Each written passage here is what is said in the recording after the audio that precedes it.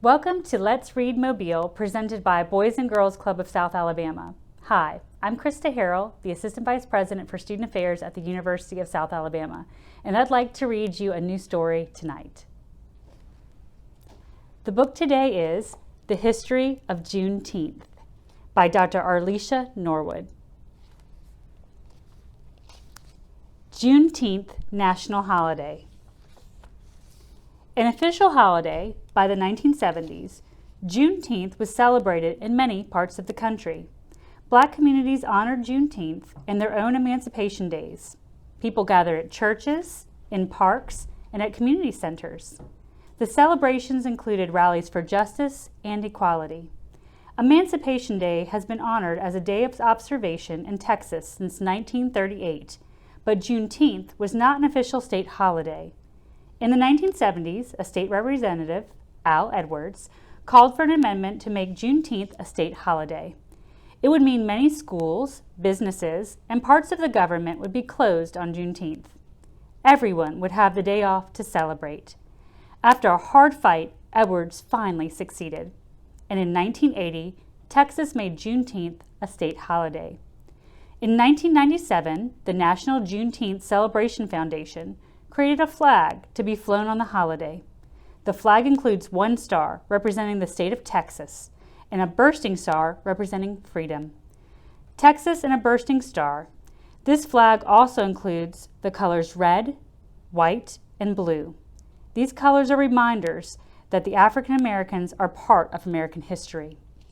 As Juneteenth became more popular, organizers wanted it to be a federal holiday. That meant it would be honored across the nation, not just in Texas.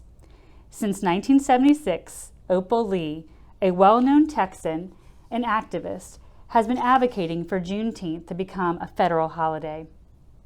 Lee walked long distances to show her dedication to the cause. And in 2021, after the hard work of people like Opal Lee and Al Edwards, President Joe Biden signed Bill 475. This bill made Juneteenth a federal holiday. Opal Lee was recognized at the signing ceremony. Who was Opal Lee? When Opal Lee was 12, a group of white people burned down her home. This tragedy made her want to fight racism. She is now known as the grandmother of Juneteenth. Celebrations today. Today, all Americans can celebrate Juneteenth. Now that it is a federal holiday, most businesses and government buildings must close for the day. Many states have begun to organize large parades or festivals. Juneteenth festivals usually include music and dancing. Local businesses decorate parades and floats and serve food. In some places, people read the Emancipation Proclamation. They also sing songs and read poems by famous Black writers. Black Southerners still celebrate Juneteenth with local customs. Some people organize beauty pageants at which they crown a Miss Juneteenth. Juneteenth is about gathering with family and friends to remember the past and celebrate the future. Juneteenth started in Galveston, Texas in 1865, but it is now recognized throughout the United States. For decades, Black people faced racism, discrimination, and inequality. Even when there were fewer celebrations, Black people made sure Juneteenth was remembered. They created a tradition and then worked to make sure it was honored forever.